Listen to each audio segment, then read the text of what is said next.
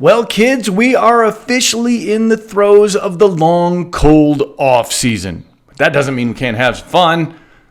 Let's get into a little Lions grab bag and look around and see just exactly what's going on with our team.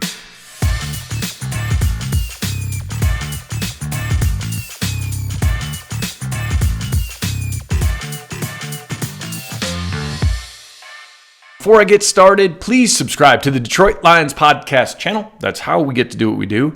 Then share the channel. Suggest to other people that they also partake in what it is we're doing here. It's all completely free, but we can't do it unless we work with the algorithm, and that's how that works. Questions, comments are always welcome. Content suggestions, take them all. I do read all of the feedback on these videos, so please be a part of that. Speaking of algorithms, the folks at ESPN have come out with their FPI season predictions. That is their football power index. It's a bunch of nerdy stuff that they put in the computer, and then the computer spits out a simulation of what it thinks each team will do in the coming season. And the FPI likes the Lions to win the NFC North. In fact, they give them a 43% chance to win the NFC North, followed by the Vikings at 20-something, 29, I think, 16 for the Bears, and 12 for the Packers. And considering what a cheerleader ESPN has been over the last few years for the Green Bay Packers, I cannot explain how much it warms my heart to think that they are picking the Pack to finish dead last in the NFC North. They are obviously not feeling the Jordan Love experience.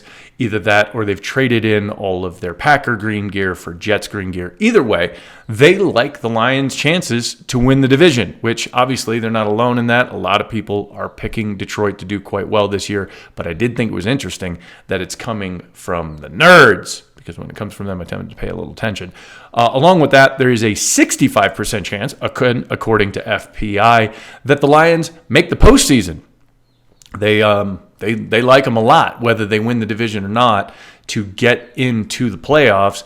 And perhaps most importantly, they did not pick them by any percentage to be drafting in the top 10. So, according to FPI and according to the nerdtastic powers that be at ESPN, the Lions should win the NFC North. They should go to the postseason. They should do quite well. That all sounds great. Now, we just need the Lions to make that happen, right? Part of what the Lions are going to have to do if they want to justify this faith from the FPI and, of course, the fan base is win some bets. Yes, I understand that gambling metaphors are not terribly appreciated right now. It's a sensitive subject. More on that in a little bit. But I'm not talking about real bets, not the kind you go take to Vegas or the sport. I don't speak gamblese. I don't bet on games. I don't understand any of the acronyms. So full disclosure, I'm a stranger in a strange land when it comes to talking about gambling. I'm talking about the bets they placed on personnel, and specifically the bets they placed on defense. If you have not checked out the video on Jack Campbell from our resident draft analyst, the world's saltiest Canadian and cat enthusiast, Ash, I highly suggest you do so. He breaks down in painful detail just how far of an outlier it was to take Jack Campbell where the Lions did. And the success rate is awful. I don't want to rehash all of his research. You really should watch his video. Listen to it. Grab that podcast. It's worth your time. They fail a lot. Like 82% of the time. Now, again, go back and see the original video. There's a lot of reason to believe that they've placed a bet on Jack Campbell to be the exception and that they did the research beforehand. They're not just blindly hoping that this one linebacker works out where other linebackers have failed. That's not what they're doing. But they need to hit on that. And so far, the returns on the player that bet is placed upon have been really, really good. He's driving his position coach, Kelvin Shepard, nuts, trying to get his nose into the playbook and understand everything that he can. He's cerebral by nature, and he's a football robot. Talked about this with Chris last week on the live show.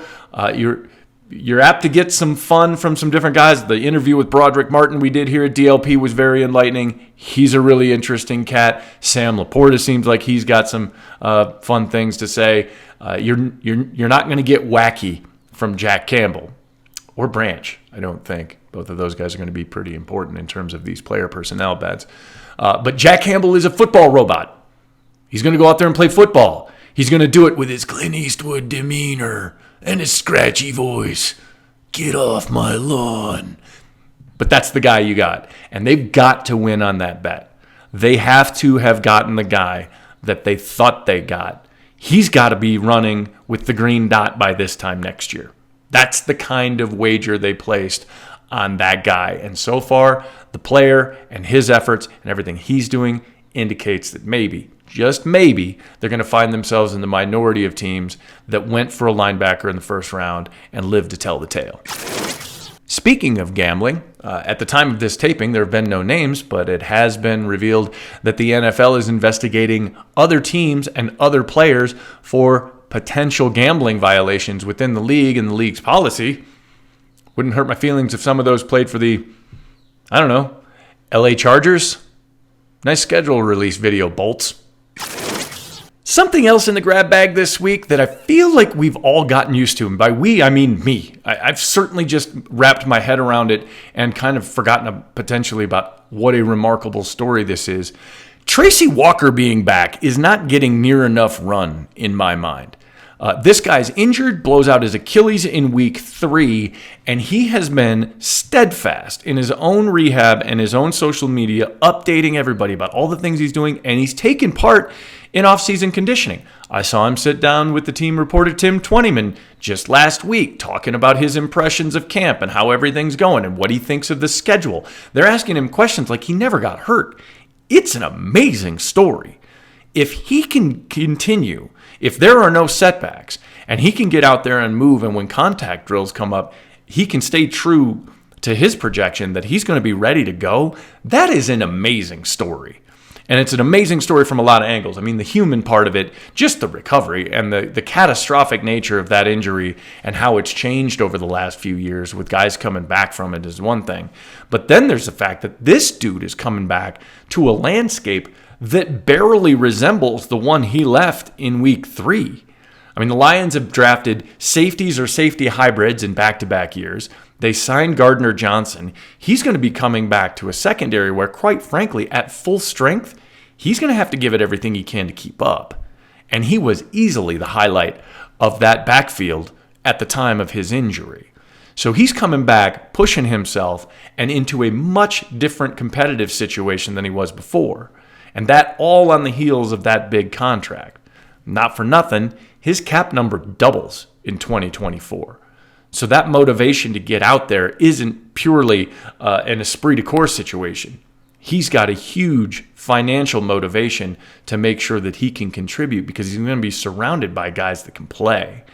The entire secondary and the improvement of personnel from top to bottom and in terms of depth is, for my money, the biggest story of this team going into the season. They're going to improve in that secondary by virtue of personnel. How much remains to be seen. But if they take the kind of strides that they could based on the names on the backs of those jerseys, this defense could be better than okay. That could be a special unit back there in that secondary. And the fact that Tracy Walker is a part of it after what he went through on the timeline that he's working on is absolutely stunning. I mean, it's amazing that he's been able to do what he's done and that he's done it so thoroughly that people like me don't even think about the fact that he was injured not that long ago and that he could have well been out into the season. Nobody would have batted an eyelash. So just an amazing story that I think I personally kind of started to take for granted. And in thinking about that secondary and the fact that he's going to be back in there and potentially be a part of that mix come September is an incredible turn of events. Speaking of injuries, props to Frank Ragnow making the grab bag this week with the revelation earlier that his re-injury of that foot that he played through all last year has rendered it surgery-less. In his own words, there's not enough healthy tissue to surgery. You can't reconnect anything to it. It sounds super gross, I'm going to be honest. It doesn't sound like a fun hang. And you feel for the guy. You also come to appreciate just exactly why his teammates say that he's a war daddy in there and that they all respect him the way that he does. Drove him nuts sitting out 2 seasons ago with that injury, and it made him even angrier that he re-injured it. But now it's so bad that unless there's an experimental surgery, he's got no hope of fixing it, and he's not going to take the experimental surgery. He's just going to live in mind-numbing pain, potentially re-injuring it and hoping for the best. I don't know that I have any points of relation. I work in a place where if somebody doesn't remember to make coffee, it ruins my whole day. Never mind not having enough healthy tissue left on a foot to fix it. Frank, tip the cap, sir. And finally, wrapping up the grab bag with a little bit of seatbelt gang, huh?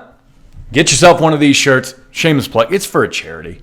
It's Jerry Jacobs' t-shirt campaign. Go to seatbeltgang.com. Be a part of that, man. Not just because they're pretty cool, but also because of the charitable angle and because a group of raging asshats co-opted the design, and they were polluting the internet with bad links and pirated garbage and bootleg shirts, and they were not a part of any charitable endeavors.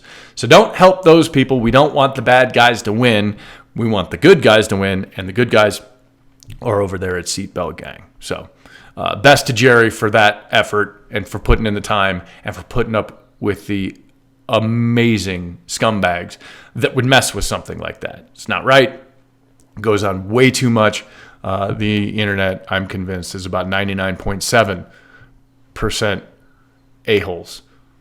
That 0.3%, pretty special. And Jerry Jacobs is one of those dudes. So be a part of that, man. Like I said, cool shirt, cool cause. And until next time, we'll see you.